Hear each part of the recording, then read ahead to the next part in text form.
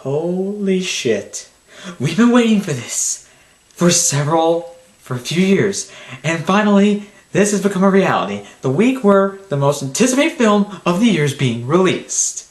I'm not going to say what it is yet. I'm going to save that for a good amount of time when the video actually starts. But holy crap, this is reality. I can't believe it. The excitement is rising. And it's going to keep rising with every passing day leading up to the release of that film. But anyways, all my fandom aside, let's get to it. New week goes new news, every news task on theaters, DVD, and of course we're going to look at box office results on the weekend. What is up guys, back new news, let's get to it. Holy shit, this is going to be the biggest week of the entire year. And I mean that literally, I'm not joking when I say that. Here's the thing. Why? Because you have the most anticipated film of the year coming out. That's it. Screw all the other releases. You should just be talking about this one. You already know what it is. But come on, that's all I care to talk about it. But instead, I'm going to introduce all the other films coming out the same week as that film. Then I'm going to announce that film for the new releases. It's going to be the last one. Now, unfortunately, this is going to be a disappointing start to it with Alvin and the Chipmunks: The Road Chip. Why the fuck is this being made? I seriously don't understand what's going on with Fox's head. I mean, Fox really has not been getting the best rap recently. Yes, I love The Martian. We all did. It's a big success. I think it's like number 8 on the highest. I think it's like the 8th highest grossing film this year. And it's also Ridley Scott's highest grossing film. Now, Fox really just didn't care. I mean, we all know of all the hate they're getting for Fantastic Four, and knowing the fact they're trying to revive another dead franchise. If there's any proof that this film is not worth watching or anything like that, or some signs that maybe this is going to be a piece of garbage, number 1, David Cross not turned back as Ian.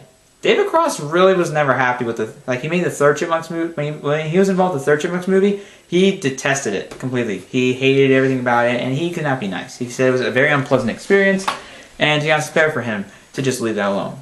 Because hey, you know what he has now with Bob and David? Sure, I wanted to have more seasons of that because it actually was really funny. And Bob Odenkirk and David Cross are such a great comedy duo. Let's get to this film. To be honest, I've seen the trailer for this film. I don't care for it. The Chip Pets really like they're not part of the movie, just only appearing there in the last couple minutes. For me, it just looks like the same shit we got with the other two films. Squeaky voices, very squeaky voices that make it annoying. Alvin being a troublemaker, being much an asshole. There's also like this teenager who's mean to people. Basically, that's mean to Chipmunks, basically being an asshole and getting PETA pissed off. Although who cares? They're CGI animals. Why would PETA ever care? The trailers I saw didn't care. It looked like lazy slapstick acts, and they're taking down another Arrested Development star with it. Who? Why did I forget his name? Why did I forget? Tony Hale. Why are they taking down his name with it? Also, the person who plays Eleanor?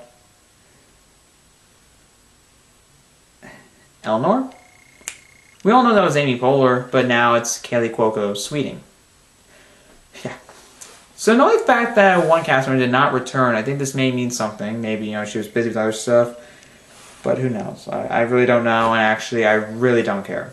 This movie just looks like the same shit we got before, and it just looks like another unnecessary continuation of a franchise that really hasn't been doing, that didn't need to exist in all general. Now, I've only seen the first two, and to be honest, I remember loving those two films, but remember when those films came out. I was 9 when the first one came out. So yeah, I was very young and very stupid. I liked really anything. But in all honesty, this just looks like another waste of time. With all these current trend songs that I swear it's probably going to fuck up with all the squeaky voices. And overall, it's just going to be a lame comedy with just no real laughs. Very, stupid slapstick. And it looks like just, Jason Lee's just there. He just wants his paycheck. He doesn't care at all. Jason Lee's a funny guy. He can do good acting too. I mean, he's done collaboration with Kevin Smith. He also was in Almost Famous, which I absolutely love. Favorite Cameron Crowe movie. Have not seen Aloha yet, and I don't want to, but I'll probably just watch it anyway, because why the hell not?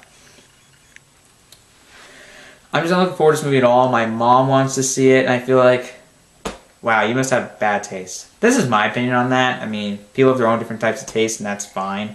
But for me, whatever. I just don't care at all. Waste so much time on this.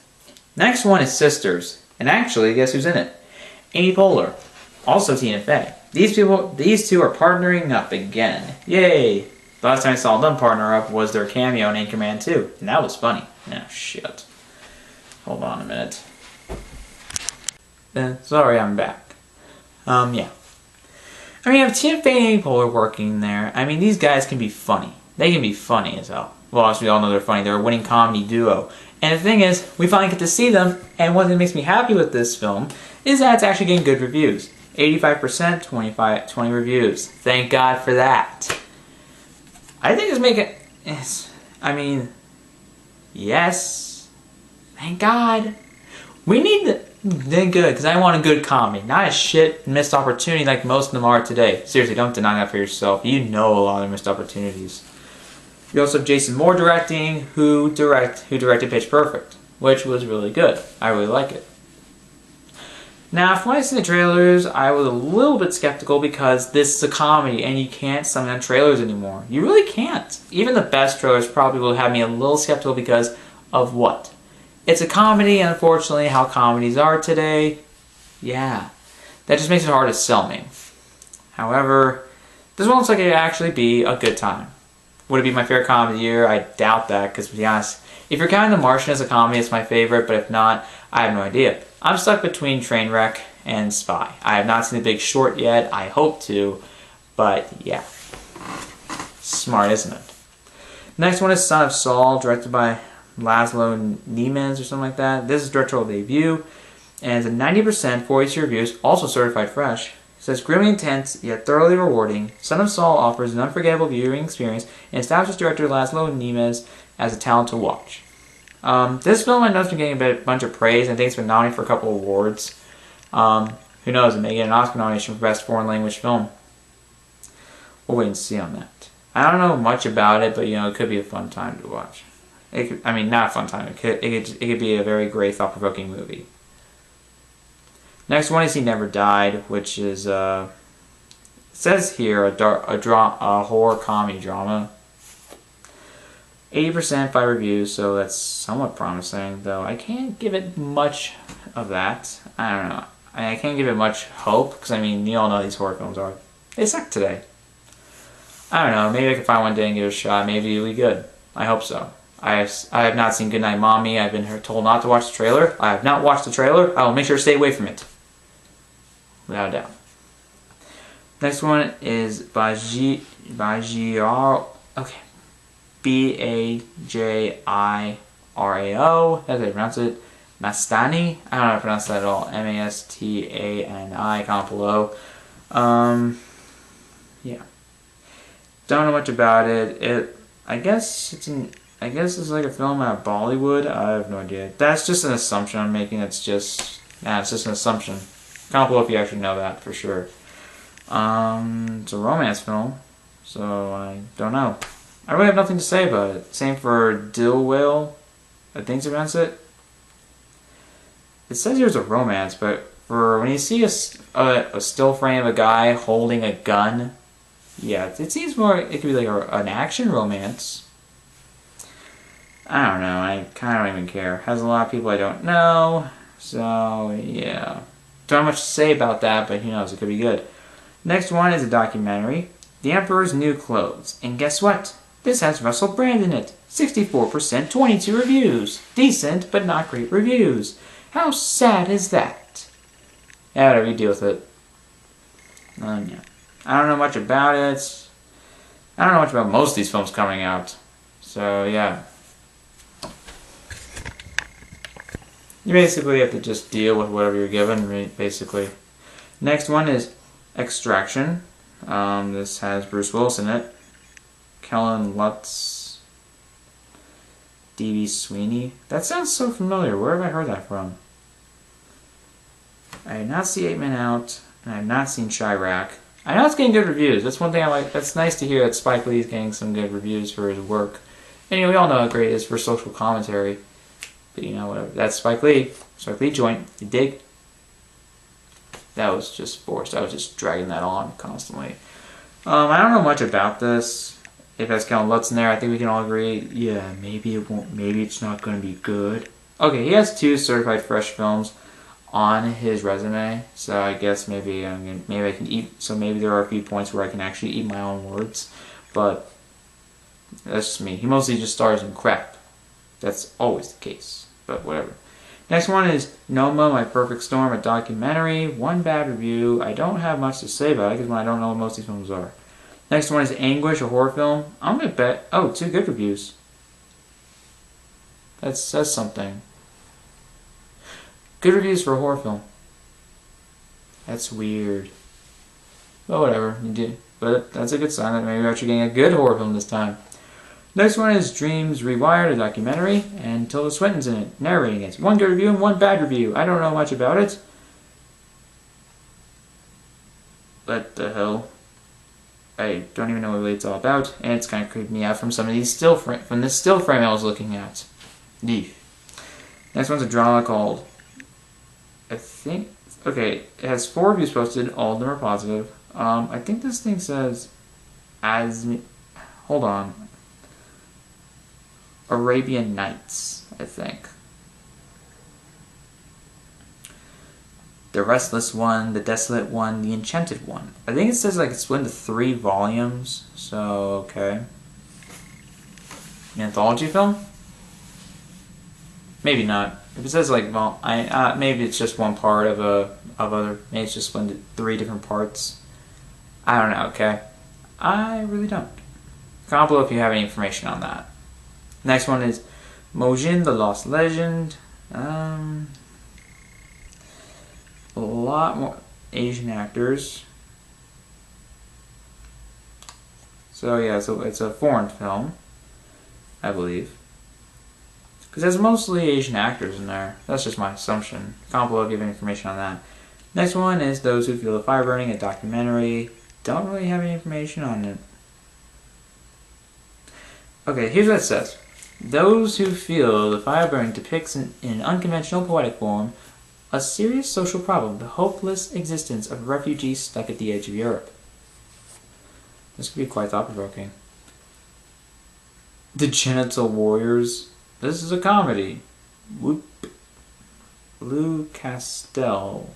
Has he been in anything that could be that terrible? In the Name of the Father. Okay. I don't really, I'm gonna look more in his filmography and see if there's anything that he probably starred in this that may be familiar to me. Unfortunately not. Okay. If you know anything about him, comment below, or if you... Aging man pens screenplay about 2 former lovers in the hopes of winning one of them back, but the women discover his plan divided in their own mind. Their own in this mind-bending comedy directed by Matthew Way. Am I supposed to know who the director is? No, it's probably his directorial debut. Next one is Polyfaces. A lot of unknown cast members. I just don't have much information on that. So yeah. However, I saved the best for last. Wait a minute. Actually, don't worry, I won't forget about that film. But let's just continue with the DVD releases. Well, you're confused, aren't you? That's how I roll. Coming out tomorrow. All these DVD releases are all coming out tomorrow. And we kick it off with Mission Impossible Rogue Nation, which is one of my favorite action films of the year. My favorite is always going to be Mad Max Fury Road. How the hell could it not be? This film was incredibly fun. Great performances from Tom Cruise and Rebecca Ferguson, Simon Pegg, Jeremy Renner, Ving Rhames. They were all great. They were such great. I especially love Cruise and Ferguson the most. I think the Critics' Choice Awards also agree. I think. Yeah, they said that. Also, you have Christopher McQuarrie writing and directing it. He's actually coming back to do, he's going to direct Mission Impossible 6. And I find that surprising, because, I mean, Cruise's idea was to have a new director for every installment to make it feel fresh. I mean, could this be the fact that, oh, they can't find any director, any other action director, they can't find any other action director to helm this project when they don't really trust? I don't know. I'm hopeful that, it will still feel maybe it'll feel fresh in some way, or maybe it will be, it will be an overall If it doesn't feel fresh, that's fine. I'm just hoping it'll be overall a satisfying entry into the franchise. I mean, another solid installment in the franchise. I mean, come on. 5 films, now 6. Let's hope they can still hold up and offer still a lot of fun. Don't undeniably offer up great action scenes, especially when you have McQuarrie helming possibly the best motorcycle chase ever caught on film. Also, some incredible action set pieces. I mean, Jesus Christ, talk about fantastic. You gotta give that guy credit. You also gotta give the crew credit for for doing what they can with all they can do, like putting it to the limit, their budget to the limit, and also just giving us so much popcorn entertainment and just giving us one hell of a fun time at the movies. Seriously, why else did I have any fun with that? Only problem is that the villain was really weak. That's really it. Other than that, such a blast. Oh shit. I already saw a commercial for this, and for me to talk about this to you guys, it already pisses me off more to talk about it. Again, talk about it. Yes, I did not see it. I'm probably lucky from what I've been hearing, but who knows, I may just watch it one day just to add to my worst of 2015 list, or just to really just get it, to just try and take in the awfulness of it. I don't know. Let's go back to Mission Impossible Rogue Nation. 90%, 256 reviews. Mission Impossible Rogue Nation continues the franchise's thrilling resurgence and proves that Tom Cruise remains an action star without equal. Obviously. How awesome can that guy be? Oh yeah, he's awesome. Also Alec Baldwin in there, Sean Harris, even though I thought he was a weak villain. Obviously played... What the hell am I talking about right now? Let's get to Fantastic Four. This was directed by Josh Trank, who directed Chronicle, which is a really good found footage film. It's the only one I've seen, actually. Not that you'll hate on me, but I will watch Blair Witch Project and First Paranormal Activity soon. Like, I'm not going to go my entire life without watching that. That's so fucking dumb. Has Michael B. Jordan in it, Miles Teller, Michael B. Jordan, Kate Mara, Jamie Bell, Toby Kebbell, also Reggie Cathy, Tim Blake Nelson, other people I don't care about. Now, we just constantly hear the hate about this. All the hate before release. I was thinking, why is everyone hating on this film? It hasn't even come out yet. Sure, I've complained to some people about the Batman v Superman trailer, and I'm a little skeptical, but I'm hopeful at the same time. And I was hopeful for this movie because, number one, Josh Trank can do superhero films. Chronicle is a superhero film in a found footage way, and it could tell a good story. It didn't need to have a lot of action, but it had good characters, a solid story, solid script. Not to mention it had one hell of a thrilling final action scene. Oh shit, that was awesome. It had great drama, very well developed. It had a lot of good development. It was a very strong drama. It was more than just, it was not really your typical superhero film. And that's a thank God, because deviating from formula is a smart move. And yes, I do know that there are a lot of issues with the behind the scenes drama, and I don't know what's true or not. Whether or not like Trank's to blame and or Fox. Like Fox, I know I heard Fox cutting 3 major action scenes before production even began. Of course, reshoots were mandated, and from what I've seen, what they've done, teasing it in the ads, I can't believe they even teased it like that. Yeah, it's obvious. People constantly complain about the reshoots, and we can all confirm those are true. Yeah. I heard reports of Simon Kinberg and Hutch Parker making changes to the script. I think like the last third, like rewriting parts of the script, I think. Josh Trank being an asshole on set, being drunk or high, treating Kate Mara horribly on set because that wasn't who he wanted to cast. But I mean, what the hell? It's kind of, I mean, you can obviously tell that like Fox probably doesn't care and that they really have just, they lost it. They canceled the sequel, which is the best move they could do, considering that this movie was panned by critics and of course bombed, and of course really wasn't really a success in the box office. So it's proof that, oh yeah, we can't do this anymore. They probably just milked it dry at this point, and they probably should just give up and give the rights back to Marvel. Could they make another Fantastic Four movie? Could they make a good one? I'm sure they can make a good one. I'm not saying they can't, but they really just need the passion. But they just need this passion to create a great Fantastic Four movie and make a great film, and not make the franchise setup obvious. I heard this movie was just all set up and no payoff. Just set up for more movies. That's it. Yes, at 10%, 198 reviews. Dole them down. This Fantastic Four proves a woefully misguided attempt to translate classic comics series without the humor, joy, or colorful thrills that made it great. Now, am I saying that you translating it to a darker tone isn't a bad thing? No, but to be honest, maybe it's good to also embrace the tone of the comics. For example, the Amazing Spider-Man is the first Amazing Spider-Man is much more darker, but it still had that sense of fun to it. But to be honest, the ones I refer to more Sam Raimi's films, particularly the first two, because those ones, those things blended the corniness of the comics with a good heartfelt story and a strong heartfelt story to back it up. I mean, it managed to be lighthearted and fun. And this one seems like all dark and dull and moody. I don't know. It's just sad all the hate it got, and to know that what the result was, it just makes me sad, because this could be a good, and in a way, this is Marvel's first family. You'd think they treat him with more respect, but I guess hell no. Oh, forget you, just go away. I just hear constant hate on this film, non-stop. I barely hear anybody talking. I don't really hear anybody talking any sort of good about it. There is one guy that says it's actually not that bad. He says there's actually like superhero films worse than that. But, you know, that's his opinion. But, yeah, it seems like so many people hate this. I mean, at 20% from users of Rotten Tomatoes, that's just really sad. That is one of the saddest things you can ever hear in your life.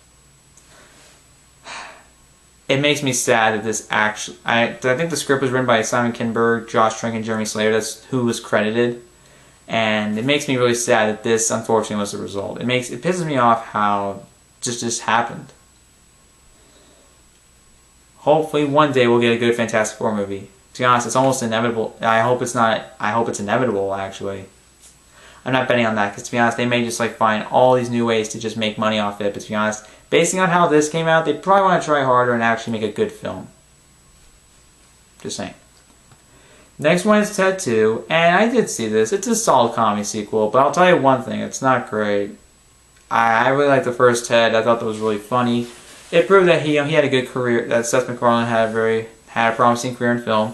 Million Ways Down the West was a disappointment. That film had just revealed way too many of the best jokes. The film overall wasn't really that good. It was more crude. It just really wasn't all that funny. And that's really sad.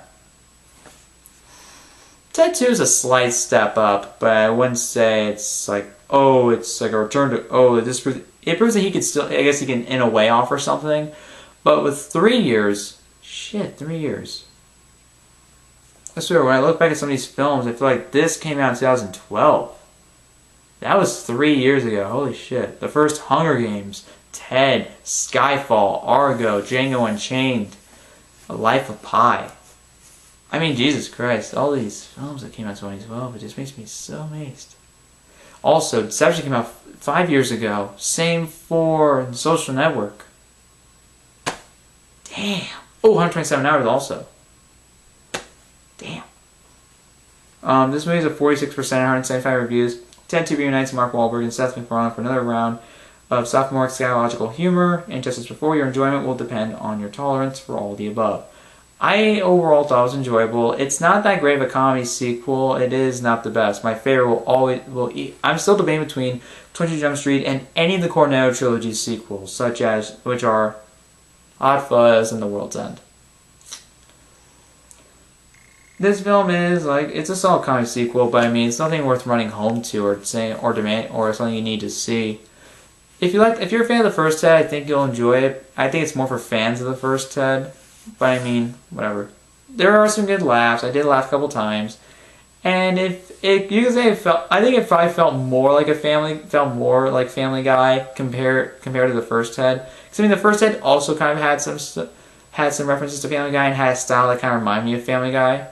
I think like with cutaways or something like that. This one also had a bit of a musical number in there. I'm not saying it's a bad thing. I think it just became more apparent that he's kind of borrowing more from Family Guy. That's just my assumption. Comment below your opinions on that. That's just me. If you want to rent it, if you're a fan, I do say, hey, check it out if you want to. It won't kill you. Next one's Maze Runner: The Scorch Trials. Now, I have not seen the first Maze Runner. I've heard it's much more of a step up from some of the other young adult offerings, but I've heard this is kind of like a step back, which is really sad. 49%, 119 reviews. Maze Runner: Scorch Trials is an action-packed sequel at the cost of story, urgency, and mystery that the original offered. So unfortunately, it's a bit of a step back, and some audiences think the same too. It is kind of sad. And Wes Ball said, the director of this, Wes Ball, did say that he would return for the last film, and thank God it's not going to be split into 2 parts. Though when I say that would that make it a better movie? Who knows? Probably won't. Depends on the direction they're going to go with this film. Now I can't really have much of a say in it because number one, I haven't seen any of these films, but I don't know. It's just my assumption. Dylan O'Brien, I guess, has a cool. I mean, shit. Is time really flying by for me? Do you guys get that feeling too? Maybe it's because 2014. Maybe it's because 2015 was just so underwhelming of a year, or just wasn't as great of a year as we hoped it'll be. Because I mean, Tomorrowland just really wasn't great. I wish it was. Same with Jurassic World. I thought it was good though. At least I liked it. At least I liked it. It doesn't kill to say I liked it. And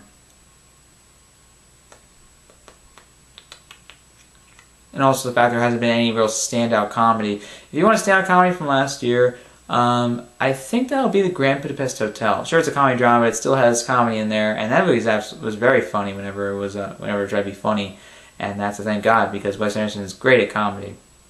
I love the guy. But in all honesty, there just hasn't been a standout comedy. I doubt Sisters will be anything that's a standout, and to be honest, I would consider The Martian a comedy. I laughed so much. I laughed out loud several times. I loved it. But whatever. I don't have much to say about this because I haven't seen the first one. And of course I didn't see this, but hope you enjoy it for yourself if you ever get a chance to check it out. Now the last one is He Named Me Malala. Malala Yousafzai or something like that. I think that's how you pronounce her name. She was an activist for it's just a kind based on women's rights and girls' education, and she was shot in the head. I think she actually survived. This has a 72%, 103 reviews. He Named Me Malala spotlights a worthy subject, but without the focus her story deserves. Now I'm not big with documentaries. I've only really seen one. And I think I forgot what it was. Shit. I don't know actually. Now, unfortunately, I'm gonna go into Box Office Mojo. You can check out if you want. Yeah, but don't worry, I have not forgotten the film. I'm saving that for the last. Okay. Alright, these are the weekend results. Number 1, still, for 4 weeks in a row. Holy shit. Is that a bad sign? I hope not. Mockingjay Part 2. Yes, I did see it, finally. And I enjoyed it. I mean, enjoying it's kind of weird when it's a very dark movie, but overall I liked it. I thought it was a solid, satisfying conclusion to the series, but it's far from perfect. My favorite is still Catching Fire. It's $11,413,316. So it's still been pretty strong at the box office, and it's already a success. So who cares? I think it's like number 10, I think it's number 10. It's the 10th highest grossing film in 2015. I think it'll be a 50 Shades of Grey, but I'm not sure if it will beat out The Martian. I don't know. The Martian will still be in the top 10.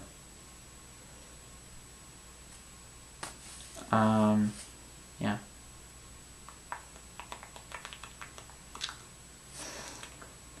Yeah. Number 2 is In the Heart of the Sea, $11,053,366. Unfortunately, the reviews did put me off a little bit, and I only saw one film this week, and that was Mockingjay Part 2.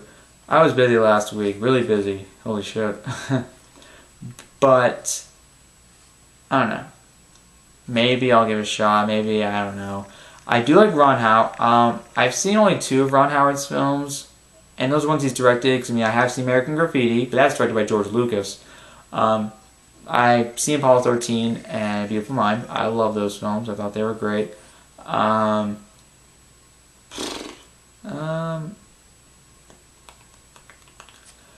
I don't have much to say about it, in all honesty. And this isn't the best opening, but it's better than nothing. Number 3 is The Good Dinosaur. I'm hoping to see this maybe this week. I don't know.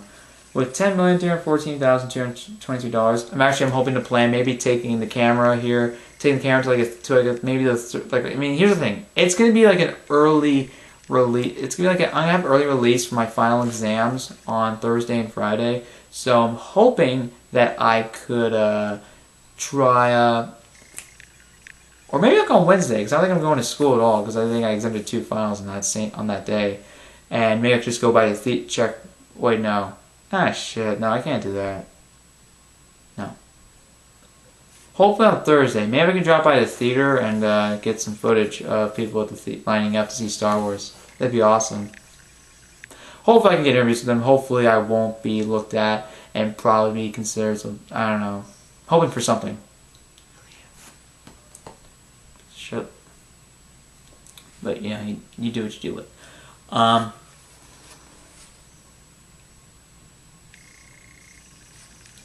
Yeah, I'm hoping to see The Good Dinosaur soon. Number 4 is Creed, $10,121,137.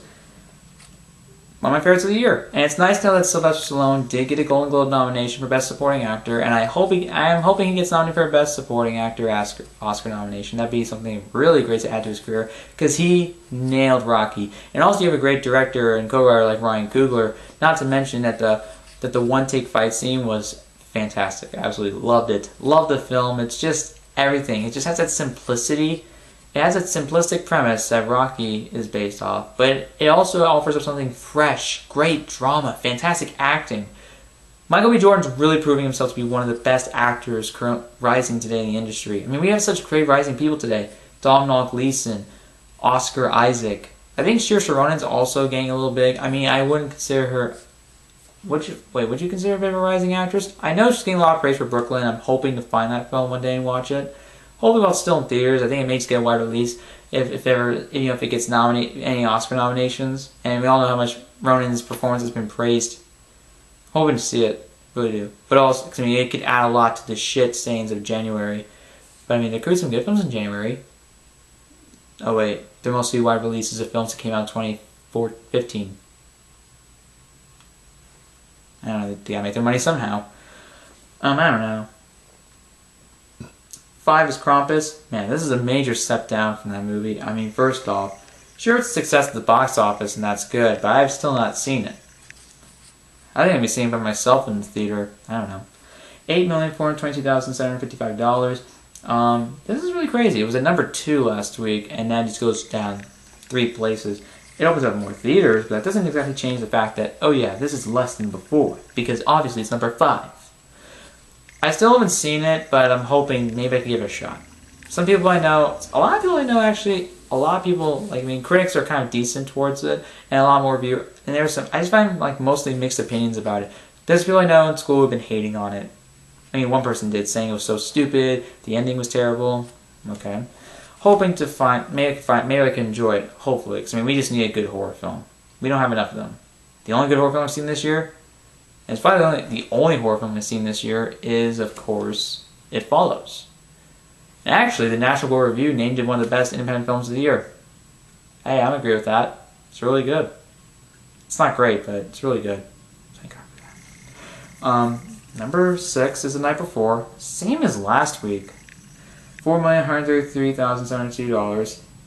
And I liked it. It's a good comedy. You can never place it in my favorites of the year. But I mean, it's obviously a good comedy. There's no truly bad. The only bad comedy I've really seen the bad comedies I've seen this year are The Ridiculous Six and Paul Blart Mall Cop 2, which are unfortunately Happy Madison offerings. Fuck you, Adam Sandler. Give me back my time. Screw you, asshole. I'm not watching you. I'm not watching any of your new movies again. I actually may just watch Pixels just to hate on it for the sake of it. But hopefully I'm not completely wasting my time. Hopefully.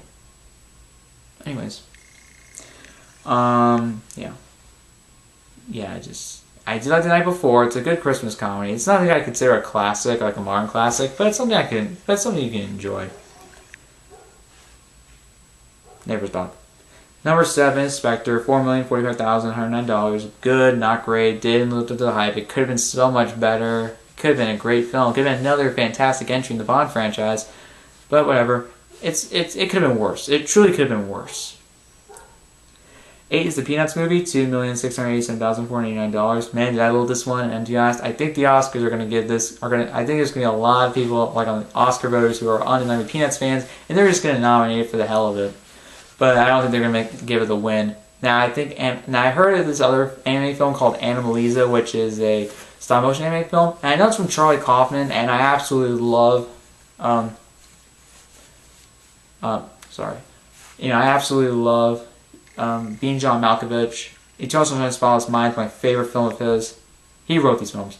And adaptation. He's never directed one, but I know he directed Synecdoche, New York or something like that. And I know that he's also directing this alongside Duke Johnson, I believe.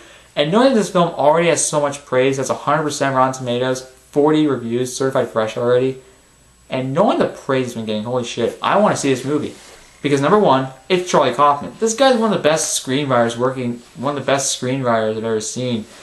I mean, originality, but also I think he could really add something to stop motion animation that really hasn't been seen before, or really that we just don't see much of. I like to see more experimental projects, taking risks, giving us something different.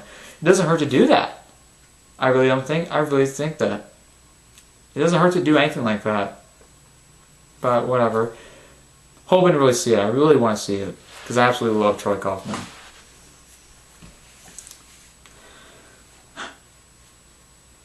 Number 9 is Spotlight. $2,508,853. Love this film, one of my favorites of the year. And actually, I think I heard like Michael Keaton and Mark Ruffalo being nominated for Best Supporting Actor at the Golden Globes. And that's just great to hear, because I mean, they were great in the movie. I think they were the best. Mark Ruffalo does have this odd voice, like the way he conveys himself, but overall he's a very strong presence, and he does a great job in it. And to be honest, like his voice, like the way like he portrays character, it grew on me. Now I know like Chase from a few mixed reviews actually hated on it, saying that he looks like a cartoon. That's his opinion. For me though, I absolutely loved it. And to be honest, he was one of the best actors in the movie. I also love Michael Keaton without a doubt. And to be honest, I think what got Mark Ruffalo nominated was this one dialogue scene that I absolutely loved. But I mean, I liked him. He was great in the movie. I mean, everyone was great. It was great. It was one of the best it was one of the best ensemble casts of the year, without a doubt. That film's not only getting Oscar nominations. There's no denying it's also going to be named one of the American one. It's going to be one of the AFI's best films of the year, without a doubt. Number 10 is Brooklyn. Unfortunately, like I said, I want to see this movie. This made $1,995,500, but unfortunately I just haven't gotten lucky for it opening really anywhere close to me. And unfortunately I just can't get myself to really go outside of theaters like Santikos or Cinemark to really just go anywhere. And I can't go to Alamo Drafthouse for myself because number one, I have to be 21 because they serve alcohol there. So yeah, I'm not lucky. And even if I was 18, it still wouldn't work, and I find that kind of hard to believe. I mean, they just can't 18 could probably be minimum age. And just, oh, you can't have alcohol. Like, they check your ID and said, you can't have alcohol. I mean, it can't be like that.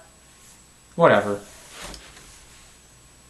They do have a lot of special offerings there at the theaters that Santikos and Cinemark don't really offer, but whatever.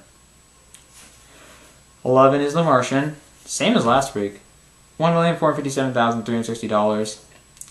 I seriously want this movie on DVD now, because I absolutely fell in love with it. I couldn't get enough of it. I wish I saw it again in theaters. And it's still playing in theaters. I could see it again. But at the same time, I already saw it. I already reviewed it. So how about this? I'll watch other movies I haven't seen. And then I'll buy it on DVD.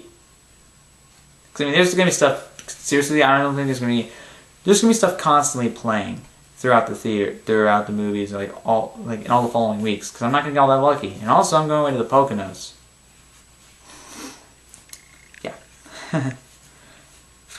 Number 12 is Love the Coopers, which is the same as last week. $1,375,771. I'm looking to get to see this in theaters. I don't think I would have really forgiven Mom for taking me to this piece of crap, because I haven't really forgiven her for taking me to Polar Mall Cop 2, which I absolutely hated. But I don't know. I'm probably happy I didn't see this because the reviews were bad. Some of these people I know just didn't really like it. That tells you something. It's supposed to be a Christmas movie also. That really does tell you something.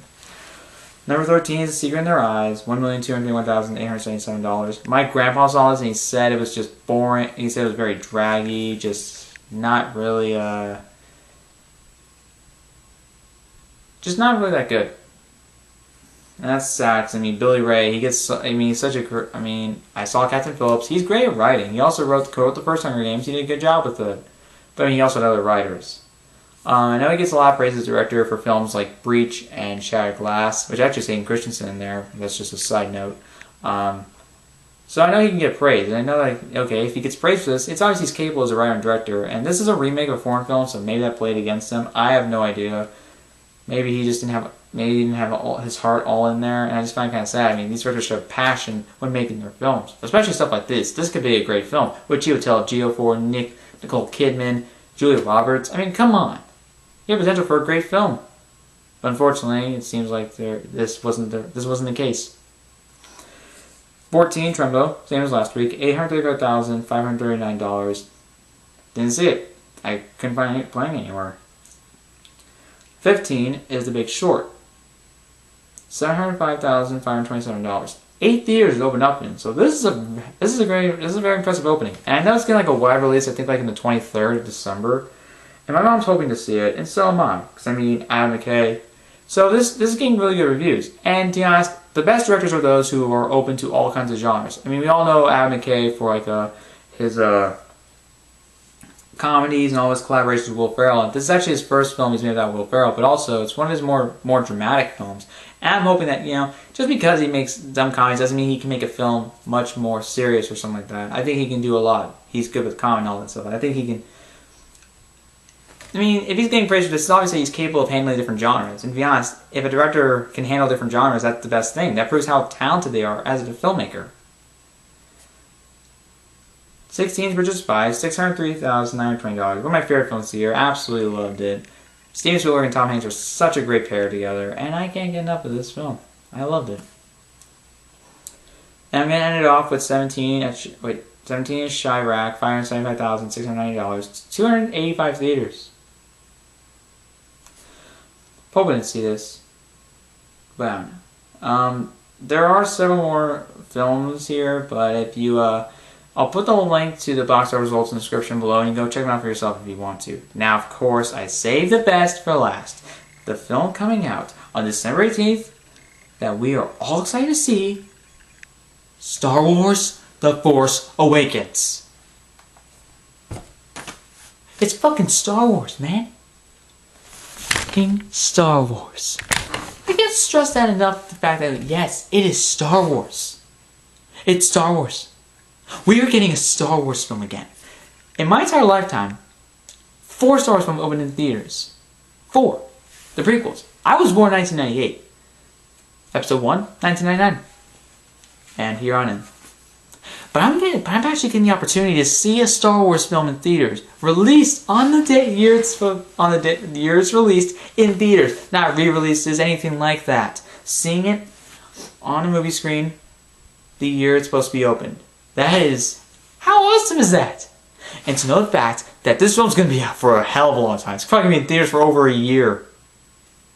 This film is going to be a massive hit. And you ask, I just think it's going to be undoubted that this film is going to be the highest grossing film of the year. I'm betting it's going to make past $2 billion. I'm betting it's going to be Jurassic World's opening weekend. Because you know why? This is Star Wars. This is a franchise that's been growing in popularity, has legions of fans. It's just all throughout the world, ever since 1977.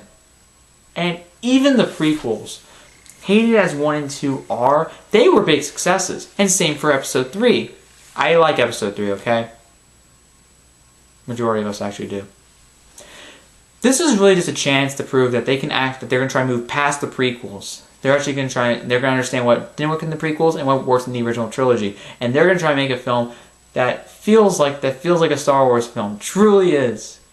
Such a great return to the big screen for Star Wars' fantastic, like, triumphant return to the big screen. J.J. Abrams directing it. He's a Star Wars fan. Come on. See, look at the Star Trek films he's been making. Now, I've only seen Into Darkness, but it's proved that his is more action-oriented. So, yeah. It's obvious he's a Star Wars fan. This is something, I mean, this is undeniably going to be the biggest, this is going to be a mass phenomenon. The biggest one probably since Avatar back in 2000, probably the biggest since Avatar. And that was back in 2009. Sure, you can all say like, oh my god, but I mean, Jurassic World's a phenomenal hit. Yeah, but I mean, there's something different. That film was a massive hit. I mean, same for Titanic. That's another James Cameron film. Where are those sequels to Avatar? Cameron, what's taking so long? Don't rush, man. I'm patient. But I like to see what you have to offer with your imagination, because you're one hell of a match to a filmmaker. Getting back to Star Wars. This is Star Wars! This is Star Wars! This is fucking Star Wars. You gotta understand one thing. We're getting a Star Wars film again. We're getting a whole new trilogy. The sequel trilogy, obviously.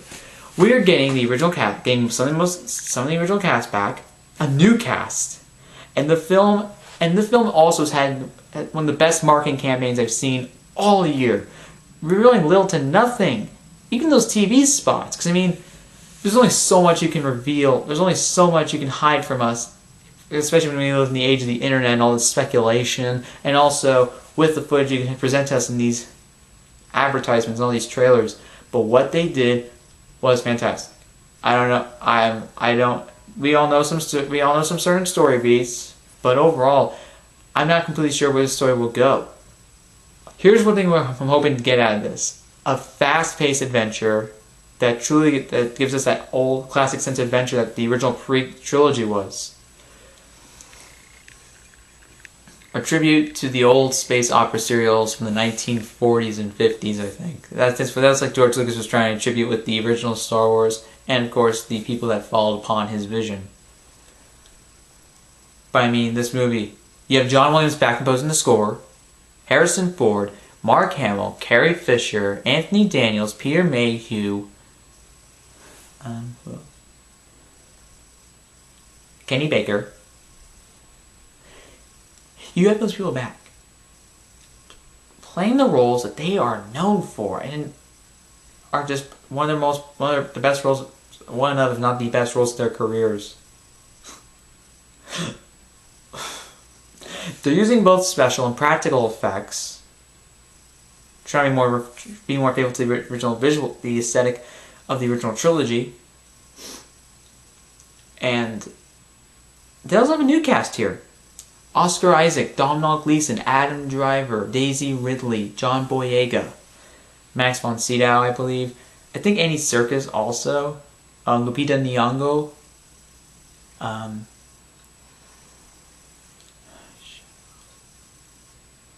I mean, the thing is, we're getting the old cast back. We're also getting a lot of new things too. New characters also.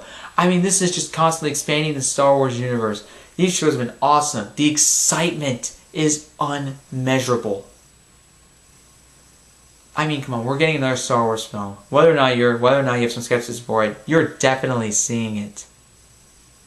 And actually, the user reviews posted on IMDb are fantastic. I mean, all the praise it's getting, holy shit.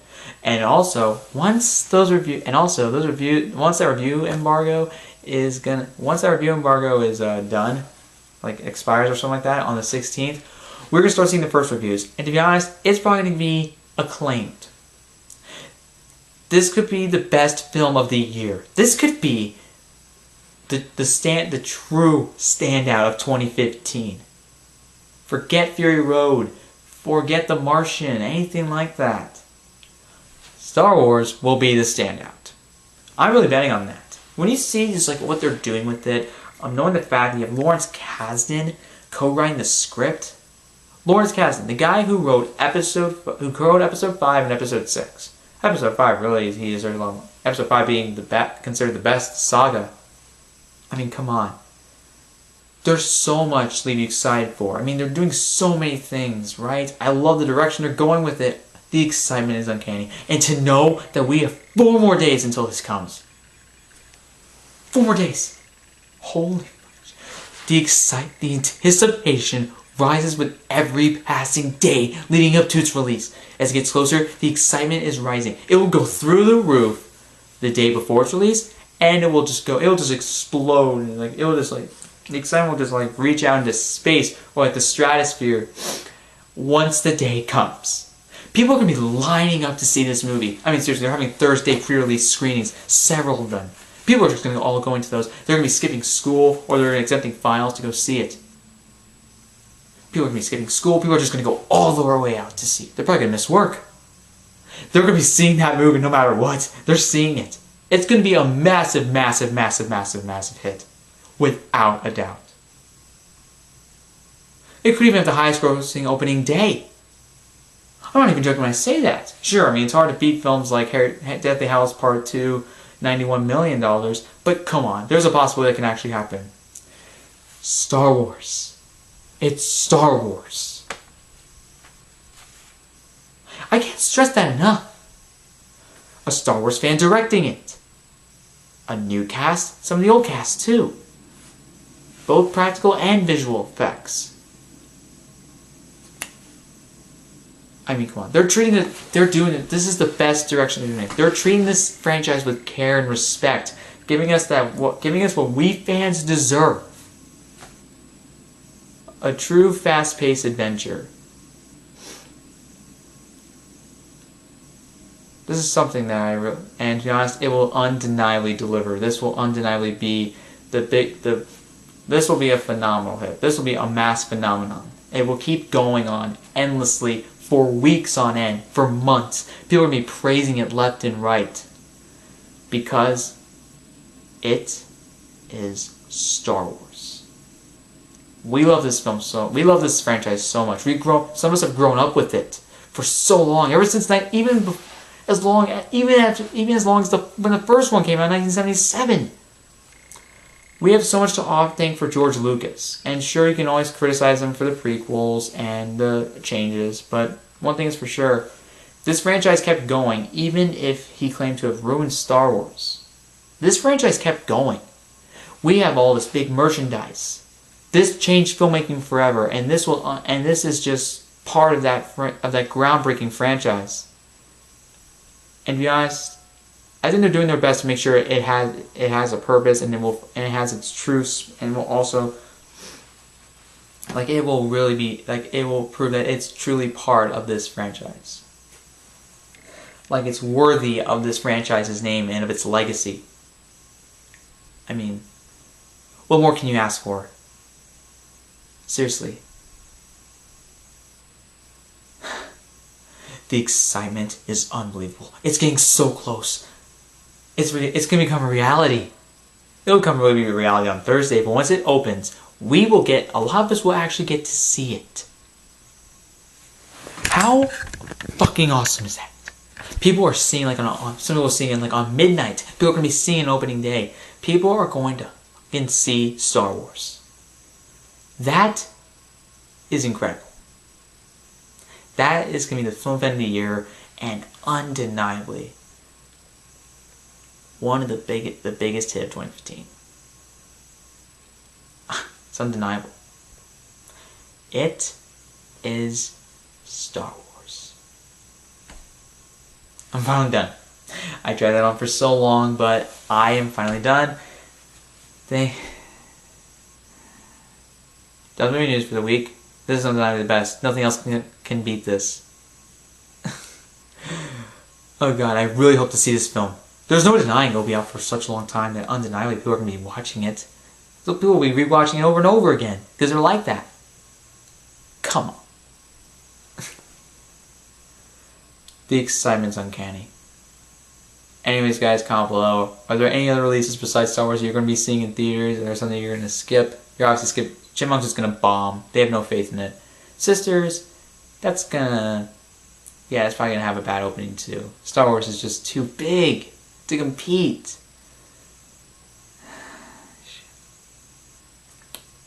Talk about bad timing. But other than DVD releases that you're gonna check out, some you're gonna skip. What do you think of the box office results? Thanks for watching Movie News. Get ready for Star Wars. Subscribe to the channel for more videos also.